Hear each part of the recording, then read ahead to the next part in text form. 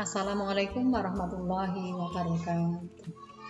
Alhamdulillah kita dapat berjumpa lagi dengan saya, Puji Lestari, Guru Agama Islam SMP Negeri 2 Kandis. Semoga anak-anak dalam keadaan sehat. Amin, amin ya rabbal alamin. Sebelum kita mulai pembelajaran pada hari ini, mari kita membaca basmalah bersama. Bismillahirrahmanirrahim. Untuk pertemuan kita kali ini yaitu bab 1 tentang iman kepada kitab-kitab Allah Subhanahu wa Ta'ala. Setelah mempelajari tentang iman kepada kitab-kitab Allah Subhanahu wa Ta'ala, diharapkan siswa dapat menjelaskan tentang iman kepada kitab-kitab Allah Subhanahu wa Ta'ala. Siswa dapat menyebutkan nama-nama kitab dan rasul penerimanya. Mari kita mulai pengertian iman kepada kitab Allah Subhanahu wa Ta'ala, yaitu meyakini dengan sepenuh hati bahwa Allah Subhanahu wa Ta'ala menurunkan wahyu berupa kitab kepada para rasul. Untuk selanjutnya, dalil iman kepada kitab Allah Subhanahu wa Ta'ala, yang artinya, wahai orang-orang yang beriman, tetaplah beriman kepada Allah dan Rasul-Nya dan kepada kitab yang Allah turunkan sebelumnya.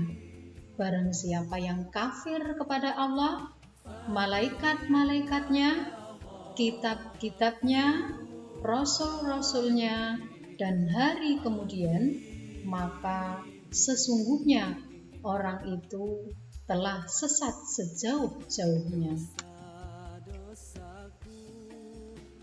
Untuk selanjutnya adalah kitab Allah Subhanahu wa Ta'ala dan rasul penerimanya, yaitu 1. Kitab Taurat yang diturunkan kepada Nabi Musa alaihi salam.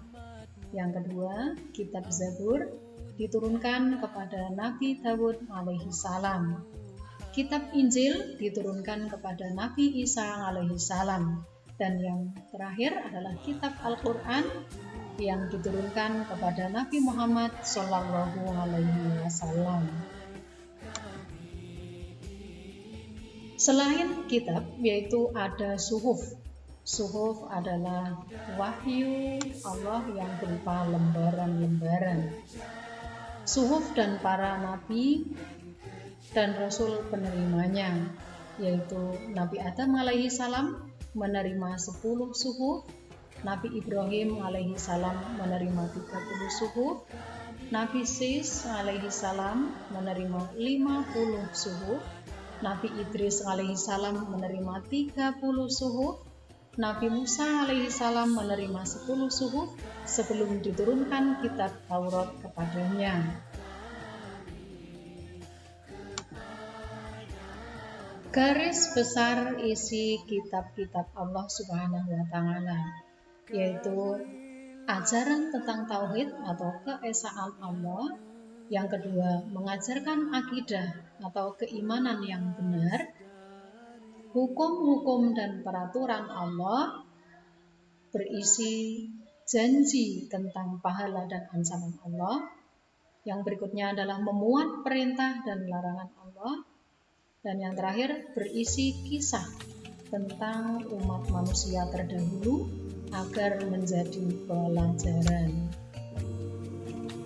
Selanjutnya yaitu Al-Quran sebagai kitab Allah yang terakhir dan terlengkap, yaitu isinya meliputi seluruh kitab-kitab Allah terdahulu.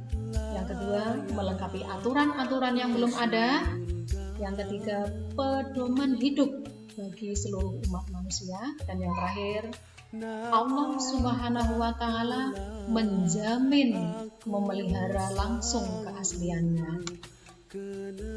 Sedangkan keistimewaan Al-Quran atas kitab-kitab yang lain adalah sebagai sumber informasi adanya kitab Allah sebelumnya. Yang kedua, sebagai pedoman utama seluruh umat. Yang ketiga, sebagai kitab penyempurna kitab-kitab Allah sebelumnya, sebagai sumber hukum. Demikianlah pertemuan kita hari ini. Semoga anak-anak dapat memahami materi iman kepada kitab-kitab Allah Subhanahu wa Ta'ala. Silakan anak-anak bisa kerjakan pada buku paket pendidikan agama Islam kelas 8, latihan bab 1,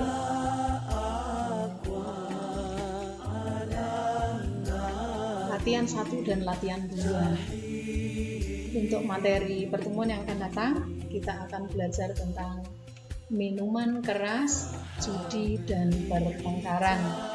Mari kita tutup pertemuan hari ini dengan membaca hamdalah. Alhamdulillahirabbil alamin. Wassalamualaikum warahmatullahi wabarakatuh.